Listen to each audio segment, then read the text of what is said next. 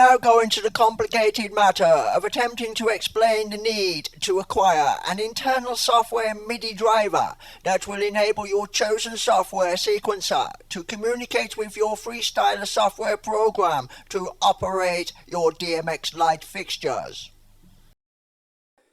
As I was explaining, we're going to need some sort of MIDI. So with this software, I use the MIDI. To get into my MIDI over here, I come into my MIDI setup in the system, and these are the MIDI inputs that I've got, and I've only got the MIDI, the synthesizer that we just set up. That's there, as you can see, just there. We're following my mouse just there. To be able to get the sequencers working with your software, like I just tried to explain, you're going to need to get some sort of driver. The driver that I found that works, and I think it works with all the Madden stuff as well. But I'll just close this down and I'll open up my little drive where I've got the software. So, you know, blah, blah, rush over there. I know it's on this little drive here. And you can see this here. This is nerds.d. That's, you know, nerds.d. And it's called Setup Loop B. Setup Loop B. Okay. So, I know that, you know, that's what it is. So I'm going to set this up now because you need this driver. If you haven't got this driver installed, it doesn't work. So you're going to need to control your DMX lights. You're going to need a driver. So this is the driver. I just copy it from my drive there. Copy it there. I'm going to put it onto my desktop. Paste it there. Okay, so there it is. Loop B. Setup Loop B. It's Loop B. Okay, so I'm going to install this driver now, and this is an internal. Go through it. So it's Loop B1. So I'm installing the driver. It's an internal MIDI port driver. Okay, it's you're going to need it. If you haven't got this, you won't be able to control nothing. So it's, you know, it's a bit old software and all that, old computer. So yeah, you know, you got to trust that, because you don't get it installed if you don't trust it. So we're getting that driver installed now. This is the driver that I'm using. You might find some other external MIDI port drivers out there that you can use, but this is the one I'm using. So show user manual there. You just bring up the paperwork. There it is. Nerds.d. How do your MIDI particles? Loop B1. You might be able to see it a bit better from there. Nerds.d. So if you need this driver, you'll be able to get over to that sort of site to get that Loop B1.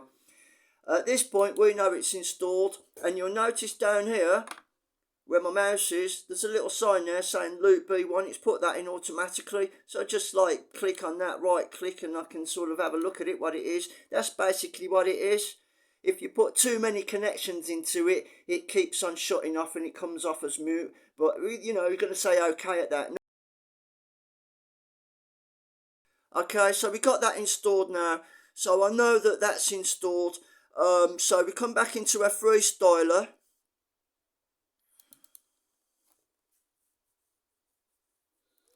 It probably would take half an hour to open up again, as it does on these old computers.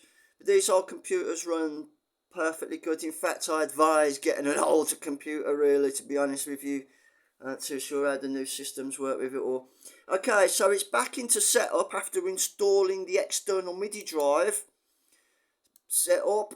So we've already set up the hardware for that, and we're coming back over into the MIDI control. I could have clicked that so it just says the controller, because that's what it is. So we're coming into the MIDI control, and we notice here up on the top we've still got a USB, but to click that we've got to click stop, and then when we click this again up here, you can see that we've got a Loop B internal MIDI besides our MIDI keyboard. So what you want to do is you need to click the Loop B internal MIDI. Once you've got that done, just to get it off like that, shut it, made it go grey like that. There's a reason for making it go grey and leaving it like that, because it won't work the other way. Okay, so at this point, I'm going to go and have a look at my... I'll open up a Cubase. This is my software that I'll be using with it. So now that we've got that set up, I know that MIDI 1. So when I come over to MIDI, I don't know how you operate your software, but this is how I operate my software. So when I come to MIDI software system, I come into there and I can see the inputs, and I can see that I've got a loop B internal MIDI there. Okay, and when I come over to my MIDI input and map to MIDI input over here, I can see that I've got a loop B internal MIDI there. I don't want to select them because, as I mentioned earlier, they won't run the same, so I know that they're there. But when I come over to my first channel here, I just put in a MIDI channel down here. That's my first MIDI channel on my old Cubase. Yeah.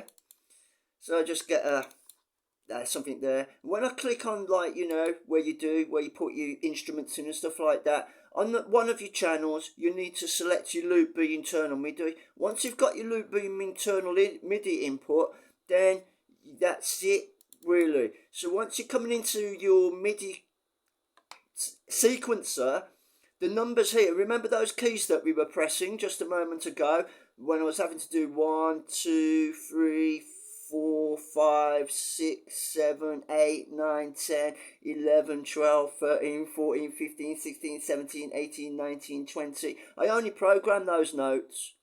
Those are the only notes programmed. So when we've got the DMX Lights set up and we set up a sequencer in the Freestyler software to control the lights, when we put like a note here, that note would activate the first sequence.